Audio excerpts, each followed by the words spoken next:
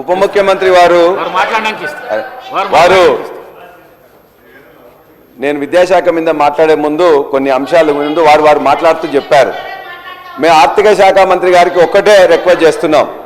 వారు చేసిన ఈ మండలంలో లేకపోతే ఈ యొక్క నియోజకవర్గంలో 20,000 చేసినాం 25,000 చేసినాం అని చెప్పేసి అన్నారు కదా. మా జనగామ నియోజకవర్గంలో 127 గ్రామాలు ఉన్నాయి. 127 గ్రామాలలో ఏ గ్రామానికైనా ఒక గ్రామానికి రండి.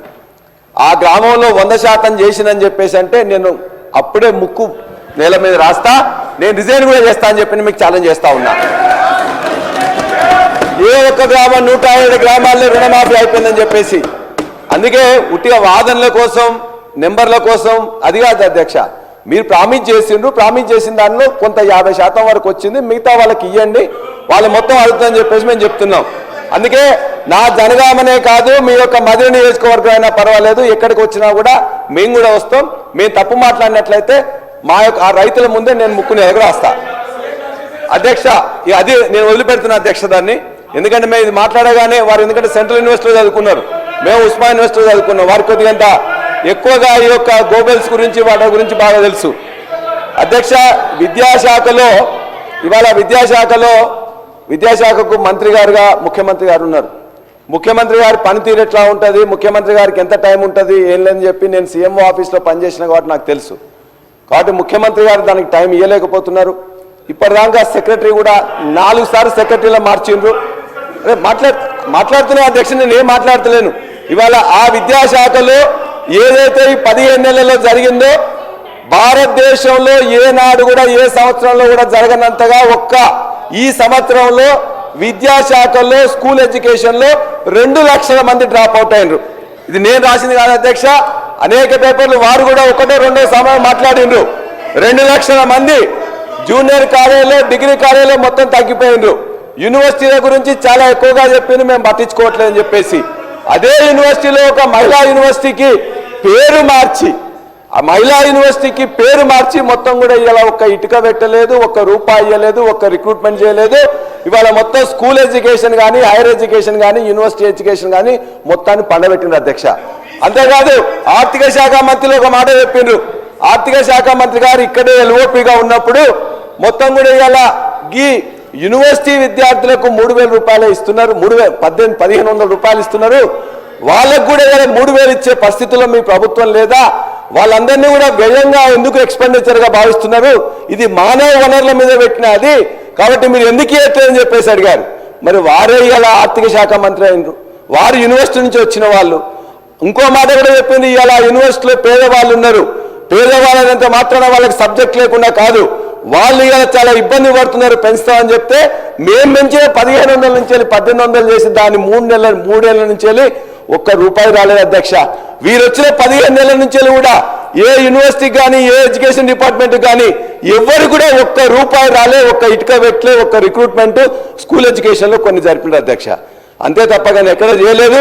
దయచేసి విద్యాశాఖ మంత్రులుగా ఉన్న ముఖ్యమంత్రిగా నేను విజ్ఞప్తి చేస్తున్నాం, ఇది అందరూ కూడా ఆలోచించి. సార్, నేను పల్లారాజేశ్వరరెడ్డి గారు ఎడ్యుకేషనల్ ఇన్స్టిట్యూషన్స్ నడుపుతారు, చదువుకున్నవారు, వాస్తవాలు కొంచెం దగ్గరగా మాట్లాడతారని ఆశించాను అధ్యక్ష. వారు మాట్లాడాలని కూడా కోరుకుంటున్నాను, ఎందుకంటే వారు కొంత లెఫ్ట్ ఆర్గనైజేషన్స్లో కూడా గతంలో పనిచేశారు. కొంచెం వాస్తవాలు చెప్తే మేము కూడా ఏమైనా పనికొచ్చామంటే వాడుకుంటాం అనుకున్నాం. కానీ మరీ ఇంత బ్లేటెంట్గా ముఖ్యమంత్రి గారు విద్యాశాఖ చూస్తున్నారు, వారి సమయం లేదు, ఏమి పట్టించుకోవట్లేదు అని అంటున్నారు. ఇది కరెక్ట్ కాదు అధ్యక్ష. ఒకవేళ మీరు పనిచేసినటువంటి ముఖ్యమంత్రి గారు ఆ రకంగా ఉంటారు కాబట్టి అందరూ అట్లాగే ఉంటారని మీరు భావిస్తే అది కరెక్ట్ కాదు అధ్యక్ష. ఆ ముఖ్యమంత్రి గారు, నేను అధ్యక్ష, వారు ఎడ్యుకేషన్ శాఖ చూస్తూ ఉంటారు, మేమందరం ఈరోజు గర్విస్తూ ఉన్నాం. ఎడ్యుకేషన్ శాఖను వారు చూస్తూ ఈరోజు అధ్యక్ష 11,000 మంది టీచర్స్ రిక్రూట్మెంట్ డిఎస్సి 10 సంవత్సరాలు మీ సమయంలో రిక్రూట్ చేయకపోతే వారు ప్రత్యేకంగా శ్రద్ధ తీసుకొని మొదట డిఎస్సిని ప్రకటించడమే కాదు, రిక్రూట్మెంట్ చేసి అపాయింట్మెంట్ లెటర్స్ ఇచ్చి మళ్ళీ తర్వాత భవిష్యత్తులో కూడా ఖాళీగా ఉంటే ఇంకొక 5 నుంచి 6,000 మంది టీచర్స్ రిక్రూట్ చేస్తామని ప్రకటించారు. This is what it shows how serious the CM is taking care of it. అధ్యక్ష, 22,000 మంది 22,000 మందికి అధ్యక్ష ప్రమోషన్స్ ఇచ్చి 10 సంవత్సరాలు విద్యాశాఖ నిర్వీర్యం చేసి మీరు ఎవరు పట్టించుకోకపోతే టీచర్స్ని 22,000 మందికి ప్రమోషన్స్ ఇచ్చి వాళ్ళందరికీ మోరల్ బూస్ట్ ఇచ్చి పేద పిల్లలు చదువుకునే పాఠశాల బాగా విద్యాబుద్ధులు నేర్పించండి అని చెప్పి వాళ్ళకి ప్రోత్సహించారు అధ్యక్ష. 36,000 మంది టీచర్స్కి 10 సంవత్సరాల నుంచి ఎదురు చూస్తున్నటువంటి వాళ్ళు పట్టించుకోకపోతే సీరియస్గా ఎక్సర్సైజ్ చేసి అన్ని సంఘాలను పిలిచి 36,000 మంది టీచర్స్ని ట్రాన్స్ఫర్ చేశారు అధ్యక్ష. అంతెందుకు అధ్యక్ష, ఈ రాష్ట్రంలో ఉన్నటువంటి యూనివర్సిటీస్ని పూర్తిగా మీరు గాలికి వదిలేస్తే సామాజిక యాంగిల్లో కూడా ఆలోచన చేసి విద్యాబుద్ధులు నేర్పేటువంటి యూనివర్సిటీస్ అన్నింటిలో అందరికీ సమానమైన సామాజిక న్యాయం కూడా చేయాలన్నటువంటి ఆలోచనతో 12 మంది వైస్ ఛాన్సలర్స్ని సమాజంలో ఉన్నటువంటి అత్యంత వెనుకబడి ఉన్నటువంటి వర్గాల నుంచి కూడా తీసుకొని ఈరోజు వీసీలు నియమించడమే కాకుండా మనం అందరం గర్వకారణంగా చూసేటువంటి ఉస్మానియా యూనివర్సిటీ లాంటి యూనివర్సిటీకి మొట్టమొదటిసారి ఒక దళిత వీసీని నియమించి ఈరోజు కమిట్మెంట్ ఏంటో చూపించారు అధ్యక్ష. 100 సంవత్సరాల చరిత్రలో ఇంతవరకు ఒక్కసారి కూడా ఈ యూనివర్సిటీకి ఒక దళిత వీసీ రాలేదు అధ్యక్ష. దిస్ ఇస్ వాట్ ఆ commitment and the chief ministers commitment towards the social justice అధ్యక్ష. అంతెందుకు ఇంకా ఈ సమాజంలో ఉన్నటువంటి ఈ పేద బడుగు బలహీన వర్గాలకు సంబంధించినటువంటి మధ్యతరగతి కుటుంబాలకు సంబంధించిన బిడ్డలు బాగా చదువుకోవాలనేటువంటి ఆలోచనతో 10 సంవత్సరాలు మీరు పట్టించుకోకపోతే కూడా 40% డైట్ ఛార్జెస్ని ఒకటేసారి పెంచి 40% డైట్ ఛార్జెస్ 10 సంవత్సరాలు పట్టించుకోలేదు అధ్యక్ష, గాలికి వదిలేశారు. 200% కాస్మెటిక్ ఛార్జెస్ పెంచారు. 200% కాస్మెటిక్ ఛార్జెస్ ఆడపిల్లలను దృష్టిలో పెట్టుకొని వాళ్ళు యుక్త వయసు పెరిగేటువంటి ఆడపిల్లల అవసరాలు చాలా ఉంటాయి, మనం ఇట్లా వదిలేస్తే మంచిది కాదని ఆలోచించి ఎట్ ఏ టైం బహుశా ఈ రాష్ట్ర చరిత్రలో ఎప్పుడు జరగలేదు. అంతెందుకు అధ్యక్ష, మీరు ఒక్కసారి ఆలోచించే నగరం నడిబొడ్డులో ఉన్నటువంటి మహిళా యూనివర్సిటీ ఎప్పుడైనా ఒక్కసారైనా వెళ్ళి చూసొచ్చారా? మనమందరం మహిళలు ఎదగాలని కోరుకుంటున్నాం. అటువంటి యూనివర్సిటీస్కి మనం అందరం గర్వించేటువంటి పోరాట యోధురాలు వీరనారి చాకలి ఐలమ్మ పేరు పెట్టి గాలికి వదిలేలేదు అధ్యక్ష. ఆడికి ప్రత్యేకంగా వెళ్ళారు.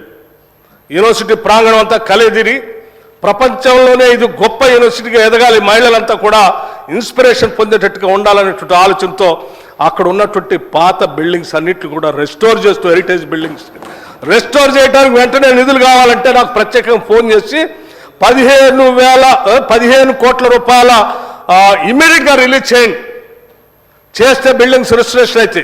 ఇవి కాకుండా ఇంకొక 540 కోట్ల రూపాయలు 540 కోట్ల రూపాయలు అదనంగా బిల్డింగ్స్ కట్టడానికి వెంటనే శాంక్షన్ ఇవ్వటమే కాకుండా ఇమీడియట్గా 100 crores రిలీజ్ చేయండి అని చెప్పి కూడా ఆదేశాలు ఇచ్చారు. ఇది అధ్యక్ష, ఈ ముఖ్యమంత్రి కానీ ఈ ప్రభుత్వానికి కానీ ఎడ్యుకేషన్ మీద ఉన్నటువంటి అనుబంధం ప్రతి శాసనసభ నియోజకవర్గంలో అధ్యక్ష మీరందరూ వినే ఉంటారు. ఈ మధ్య young India integrated residential schools నా భూతో నా భవిష్యత్ బహుశా ఈ దేశంలో స్వతంత్ర భారతదేశంలో ఏ రాష్ట్రంలో కూడా ఇటువంటి ఆలోచన చేయలేదు అధ్యక్ష. ఒక్కొక్క స్కూలు 25 ఎకరాలకు తగ్గకుండా ఆ ప్రాంగణంలో ఇంటర్నేషనల్ స్కూల్స్లో ఉన్నటువంటి ఫెసిలిటీస్ అన్నింటినీ పెట్టి క్రీడా ప్రాంగణాలు, football court, cricket court, amphitheatre, లోపల ఇండోర్ స్టేడియంస్, ఇండోర్ గేమ్స్, చదువుకోవడానికి కావాల్సిన డిజిటల్ బోర్డ్స్ టోటల్గా ఇంగ్లీష్ మీడియంతో అద్భుతంగా కట్టేటట్టుగా డిజైన్ చేయించడమే కాకుండా చివరికి బోధన చేసేటువంటి బోధనా సిబ్బంది కూడా మళ్ళీ బయట ఉంటే ఇక్కడ విద్యకు నష్టం జరుగుతుందేమో వాళ్ళకు కూడా అక్కడ రెసిడెన్షియల్ క్వార్టర్స్ అక్కడే ఉండాలని చెప్పి అందులో పొందుపరిచి ఒకటే దఫా బహుశా నాకు తెలిసి భారత ప్రభుత్వం కూడా చేయలేదనుకుంటా, ఒకటే దఫా 58 స్కూల్ని ఒక్కొక్క స్కూల్ 200 కోట్ల రూపాయలతో శాంక్షన్ ఇచ్చినటువంటి ఘనమైన చరిత్ర ఈ రాష్ట్ర ప్రభుత్వం అధ్యక్ష.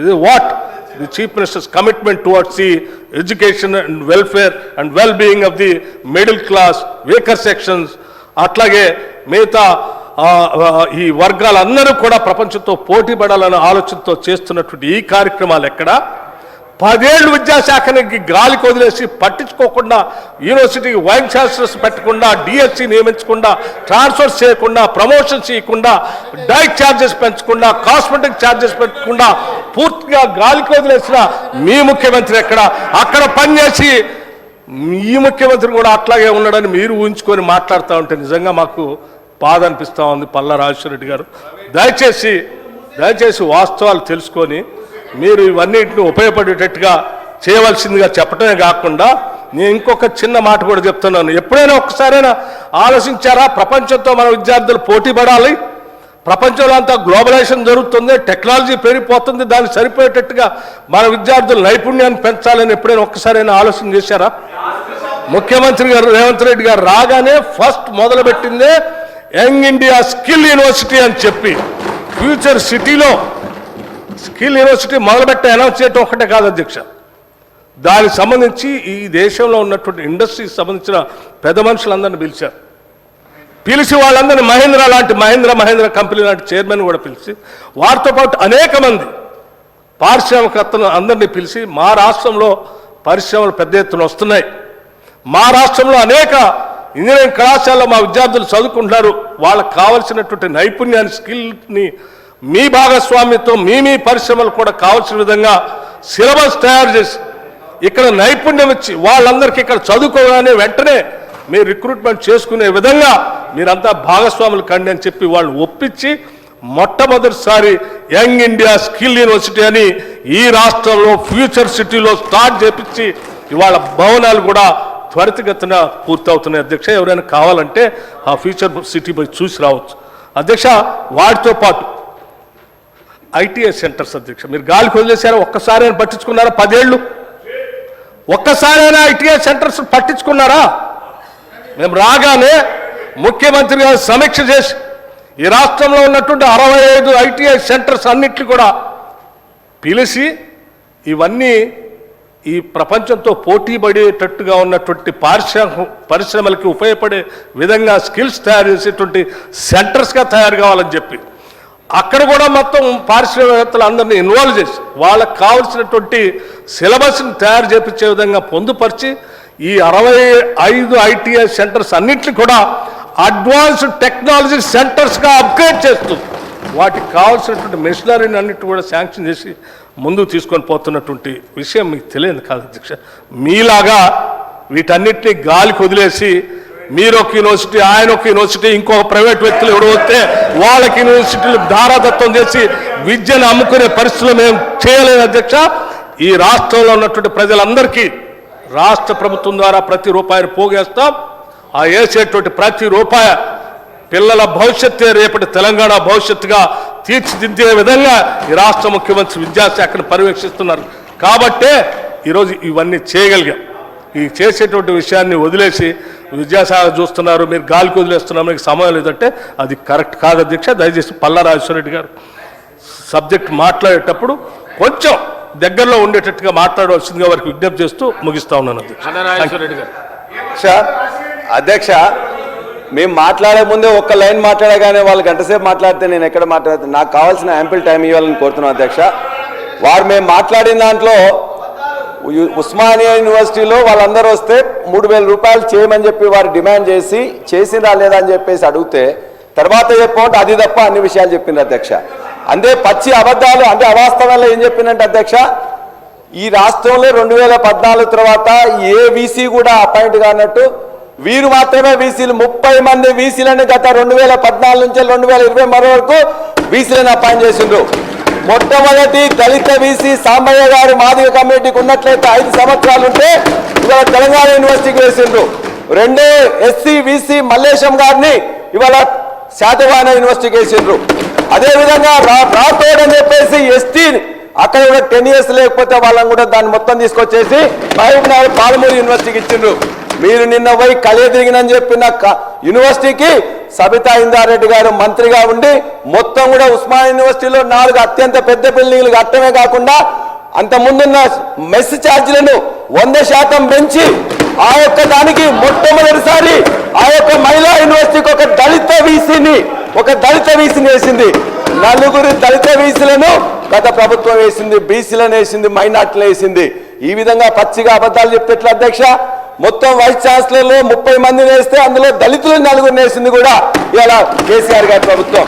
అంతేకాదు వారు ఏం మాట్లాడుతున్నారు, మొత్తం కూడా 3 లక్షల మంది ఆనాడు ఐటీ ఉద్యోగస్తులు ఉంటే ఇవాళ 10 లక్షల మంది ఉద్యోగులు వచ్చింది. ఎట్లా వచ్చింది అధ్యక్ష? హైదరాబాద్ నగరంలో స్కిల్ డెవలప్మెంట్ చేసి, టాస్క్ను ఓపెన్ చేసి, మొత్తం ఇలా ఐటీ హబ్ తీసుకొచ్చి, మొత్తం కూడా ఇవాళ భారతదేశంలోనే 58,000 కోట్లకు సంబంధించిన ఇవాళ ఐటీ ఉన్నట్లయితే 2.5 లక్షల ఐటీలకు పెంచింది ఇవాళ గత ప్రభుత్వం కాదా అధ్యక్ష? అదేవిధంగా వారు చెప్తున్నారు, నేను అడుగుతున్నాను ఇవాళ, అందుకే మేము ఇట్లా చేసినామని చెప్తున్నారు. ఎందుకు మేము అడుగుతున్నాం? ఇవాళ విద్యాశాఖ మంత్రిగా ముఖ్యమంత్రి ఉన్న తర్వాత ఎందుకు 1053 స్కూల్స్ బంద్ అయినాయి? ఎందుకు 2 లక్షల మంది విద్యార్థులు డ్రాప్ అవుట్ అయినరు? ఎందుకు కూడా ఒక్క ఫ్యాకల్టీని కూడా యూనివర్సిటీలో రిక్రూట్ చేసిండ్రా? ఇలా మీరు చెప్పినట్టు 3,000 రూపాయలకు పెంచిండ్రా? చిన్న ఏదో చేసేసి అదే గొప్పగా చేసిన చెప్పుకుంటే కష్టం అధ్యక్ష. అదే కాదు, ఇలా ఈ యొక్క జూనియర్ కాలేజీలు, డిగ్రీ కాలేజీలు, యూనివర్సిటీలు, పాఠశాలల్లో ఉన్న డ్రాప్ అవుట్సే కాకుండా ఇవాళ న్యూ ఎకనామిక్ పాలసీ తీసుకొచ్చిన పివి నరసింహరావు గారికి అనుగుణంగా, ఆ తర్వాత టెక్నికల్ ఎడ్యుకేషన్ పెంచాలని చెప్పేసి రాజీవ్ గాంధీ యొక్క ఆశలకు అనుగుణంగా భారతదేశంలో 1980 తర్వాత అనేక ప్రైవేట్ యూనివర్సిటీస్ కానీ ప్రైవేట్ విద్యా సంస్థలు వచ్చినాయి. ఏం చేసింది అధ్యక్ష? ఆనాడు వైఎస్ రాజశేఖర రెడ్డి గారు, వీళ్ళందరూ కూడా పేద పిల్లలు ఉన్నారు, గవర్నమెంట్ స్కూళ్ళలో ఇవ్వలేకపోతున్నాం, ప్రైవేట్ దానిలో ఉన్న వాళ్ళకు కూడా మేము ఇవ్వాలని చెప్పేసి వాళ్ళు ఇస్తే దానికి అలా 8,000 కోట్ల బకాయిలు ఉన్నాయి. ఇవాళ స్కూల్లో ₹1 కూడా ఇవ్వలే. ఈ 15 నెలల్లో జూనియర్ కాలేజ్ మీ అధ్యక్ష, మీ యొక్క వికారాబాద్ జిల్లా నుంచి వెళ్ళి ఇవాళ వాళ్ళని పిలిపించండి అధ్యక్ష. ఆ కాలేజీలు ఎవరు పెట్టుకున్నారు అధ్యక్ష?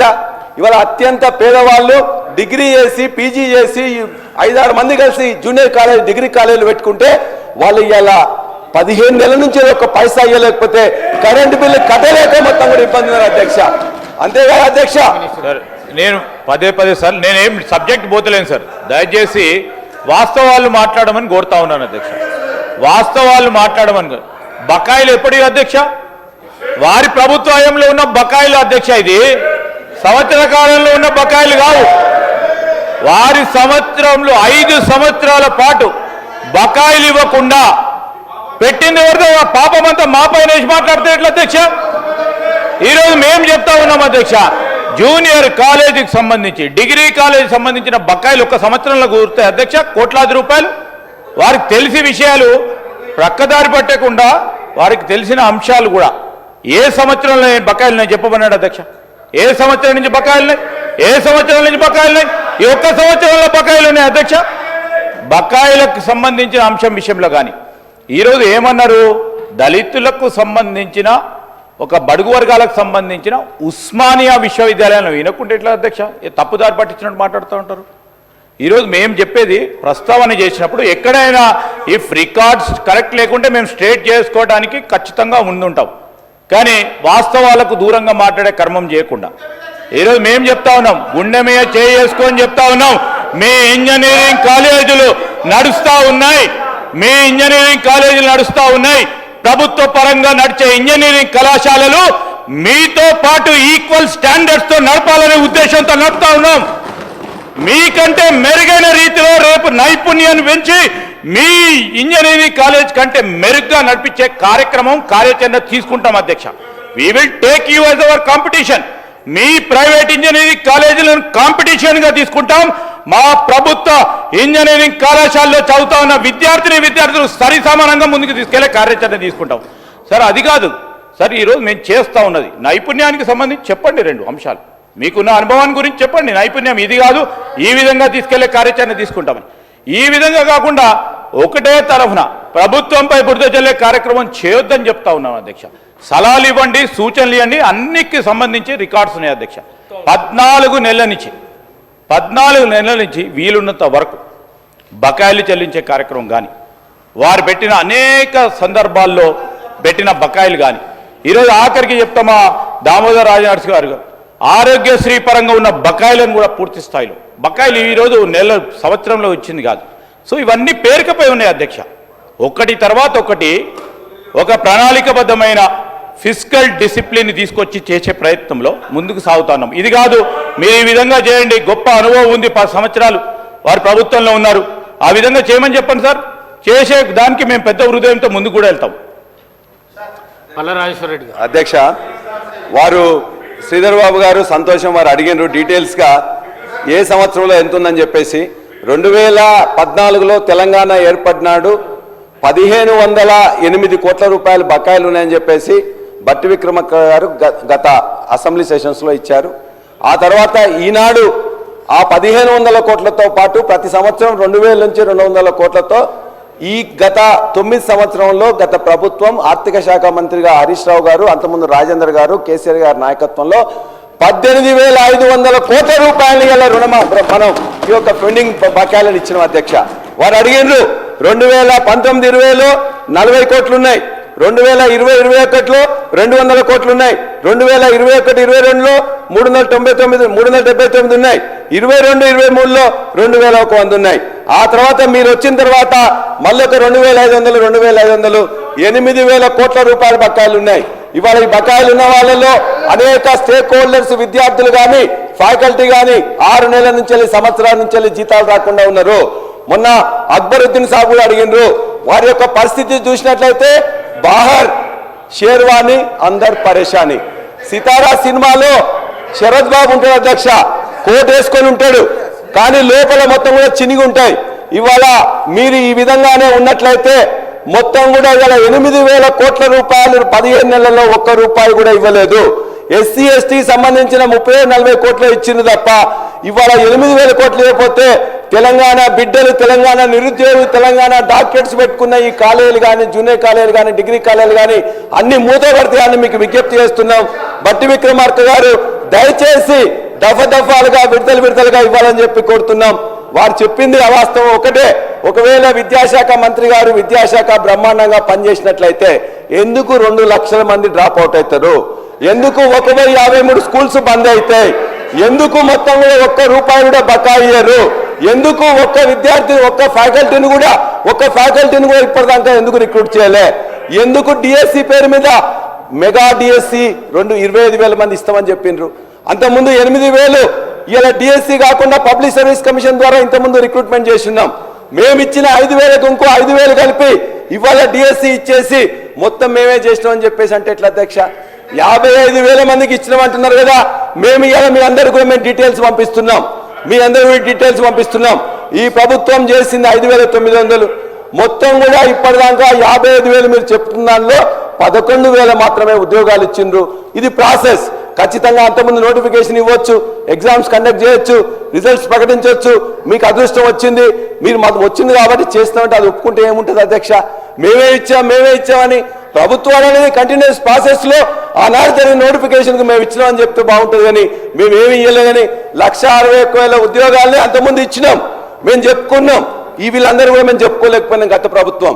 బట్టి విక్రమార్క గారు అన్నారు మేము చెప్పుకున్నాం కాబట్టి ఎమ్మెల్సీ ఎన్నికలు ఆనాడు నేను గెలిచిన ఖచ్చితంగా ఛాలెంజ్ చేసిన. ఈనాడు జనగాంలో నేను గెలిచినప్పుడు కూడా మా వాళ్ళందరూ చెప్పుకోలేకపోయినరు, విఫలమైనరు. అందుకే మేము ఓడిపోయినాం, చేసిన వాటిని చెప్పుకోలేక. కానీ మీరు చేయకుండానే మొత్తం కూడా ఇవాళ లక్షలాది కోట్లాది రూపాయలు చెప్తున్నారు అధ్యక్ష. మేము ఇవాళ ఒకవేళ మీరు బాగా చేసినట్లయితే ఇవాళ గురుకులాల అధ్యక్ష 1000 గురుకులాలు ఉన్నాయి. ఇవాళ వాటి యొక్క పరిస్థితి అధ్వానంగా ఉన్నది. ఒకప్పుడు బ్రహ్మాండంగా వచ్చేవాళ్ళు, ఇవాళ గురుకులాల్లో దరిదాపుగా 83 మంది చనిపోయారు. విద్యాశాఖ సంబంధించిన అనేక విద్యార్థులు స్ట్రెస్ లోనే కానీ రకరకాల కారణాల చేత 481 మంది విద్యార్థులు చనిపోయారు. ఈ 481 మంది విద్యార్థుల లిస్టు, ఈ గురుకుల విద్యార్థుల యొక్క 83 లిస్టు, ఈ రైతుల ఆత్మహత్యల యొక్క 491 లిస్టు, ఈ ఆటో డ్రైవర్స్ యొక్క 116 లిస్టు మొత్తం మీకు ఇస్తున్నాం. ఇందులో ఒక్కటి తప్పున్నా కూడా మమ్మల్ని క్వశ్చన్ చేయండి అధ్యక్ష. దయచేసి విద్యాశాఖ వారి దగ్గర ఉన్నది కాబట్టి మరలా దీనికి ఏం చేయాలని చెప్పేసి మమ్మల్ని కూడా వారు అంటున్నారు, మీరేదో ప్రైవేట్ యూనివర్సిటీ తీసుకొని చెప్పేసి. 28 సంవత్సరాల నుంచి ఈ యొక్క ఇన్స్టిట్యూషన్స్ పెట్టినాం. మా దగ్గర కూడా మీరు అనేక ఎంక్వైరీస్ చేశారు. విజిలెన్స్ అని, పోలీస్ అని, రెవెన్యూ అని, ఎడ్యుకేషన్ అని అన్నిట్లో కూడా 15 నెలల్లో ఏమన్నా తేలితే మా మీద చర్య తీసుకోండి. అంతేగాని మీరు మేమని కాదు. ఇలా ఖచ్చితంగా ప్రైవేట్ ఎడ్యుకేషన్ అనేది 70-80% ఉంది కాబట్టి దాన్ని కూడా ఖచ్చితంగా రక్షించుకుంటేనే ఇవాళ హైయర్ ఎడ్యుకేషన్తో పాటు మీరు ఏదైతే టాస్క్కి భిన్నంగా ఇంకో కొన్ని చేస్తా ఉన్నారు, మేము ఆహ్వానిస్తున్నాం. ఏదైతే ఐటీఐలో కొద్దిగా పునరుద్ధరిస్తా అంటున్నారు, ఆహ్వానిస్తున్నాం. కానీ అవి చాలా చిన్నది అధ్యక్ష. ఇవాళ విద్యార్థులకు టెక్నికల్ ఎడ్యుకేషన్ లో ఉండే లక్షలాది మంది విద్యార్థులకు ఏం చేయాలని చెప్పేసి ఆలోచించండి. ఒక యూనివర్సిటీలో 50 కోర్సులు పెట్టి ఒక 5,000 మందిని డెవలప్ చేస్తామంటే అది సరిపోదు. కాబట్టి ఖచ్చితంగా ఈ యొక్క విద్యార్థి బాహుళ్యాన్ని మొత్తానికి ఏ విధంగా టెక్నాలజీ పెంచాలని చెప్పి ఆలోచించాలి తప్ప మేము ఒక కాలేజీ పెట్టినాం, ఒక స్కూల్ పెట్టినాం, దీంతోనే అండపిండ బ్రహ్మాండం ఏంటంటే ఎవరు కూడా ఒప్పుకో అధ్యక్ష, అది ఉపయోగపడదు. కాబట్టి విద్యాశాఖ మొత్తం కూడా కుప్పకూలిపోయింది. దాన్ని ఖచ్చితంగా మళ్ళా మీరు మీ యొక్క విద్యాశాఖ మంత్రి గారిని, ముఖ్యమంత్రి గారిని కూడా కోరుతున్నాం, ఈ వాస్తవాలను శాంతంగా గమనించండి. తప్పుంటే మాకే ఉన్నట్లయితే మేము మాట్లాడి, మిమ్మల్ని కలుద్దామంటే కానీ మీ శాఖ వాళ్ళని కలుద్దామంటే కానీ ఎవరు అందుబాటులో ఉండట్లేదు. ఎందుకంటే అంతకుముందున్న సెక్రటరీకి 4-5 పోస్టులు ఇచ్చిండ్రు, అందువల్ల అతను కూడా పోయి మొత్తం గవర్నర్ ఆఫీస్లోనే కూర్చునే వాళ్ళు. కాబట్టి ఆ రోజు వీలు కాలే. కాబట్టి దయచేసి మీరు ఈ యొక్క విద్యాశాఖ మీద మరింత కాన్సన్ట్రేట్ చేయాలని చెప్పేసి కూడా నేను కోరుతా ఉన్నా. అదేవిధంగా కృష్ణా గోదావరి నీళ్ళ గురించి నిన్న మొన్న ఇందులో కూడా మెన్షన్ చేసిండ్రు. కృష్ణా నీళ్లలో ఈ సంవత్సరం 1010 టీఎంసీల నీళ్ళు వచ్చినాయి. మీరేమంటున్నారు? ఎప్పటికీ కేసీఆర్ గారు గత ప్రభుత్వం మొత్తం కూడా కృష్ణా వాటర్ మీద పట్టించుకోలేదు అంటున్నారు. మరి మీరేం చేసిన అధ్యక్ష? ఓకే, మేము పట్టించుకోలేదు. మీరు పట్టించుకున్నట్లయితే ఏదైతే మేము ఒప్పుకున్నాం, 1 సంవత్సరానికే మేము ఒప్పుకున్నాం, ఆ ఒప్పుకున్న దాని ప్రకారం కూడా ఇవాళ 1010లో వాళ్ళకు పోవాల్సిన నీళ్లు 666 టీఎంసీలు. కానీ ఈనాటికి 650 టీఎంసీలు ఆల్రెడీ వెళ్ళిపోయినాయి. రోజుకు 2 టీఎంసీలు లేపుతున్నారు. పోతిరెడ్డిపాడు కావచ్చు, ముచ్చుమర్రి కావచ్చు. ఇవాళ ఏదైతే మీరు 2023 నాటి స్టేటస్ కో ఉండాలని ఇక్కడ తీర్మానం చేసినామో ఆ తీర్మానం ఎక్కడ పోయింది అధ్యక్ష? ఎందుకు మీరు అధీనంలోకి తీసుకోలేకపోయినారు? నాగార్జున సాగర్ రైట్ కెనాల్ నుంచి ఇప్పటికి కూడా 10,000 క్యూసెక్లు ఎందుకు పోతున్నాయి? లెఫ్ట్ కెనాల్కి ఎందుకు నీళ్ళు రావట్లేదు? ఇవాళ మనకు రావాల్సిన నీళ్లు ఇవాళ మనకు రావాల్సిన 100, 102 టీఎంసీలు ఉన్నాయి. కానీ అక్కడ ఎన్ని నీళ్ళు ఉన్నాయి అధ్యక్ష? ఇవాళ వాళ్ళకు ఇప్పటికీ మేము ఒప్పుకున్న ప్రకారం చేసినా కూడా ఇప్పటికి వాళ్ళకి 666లో 657 పోతే 9 టీఎంసీల నీళ్లు మాత్రం వాళ్ళకు పోవాలి.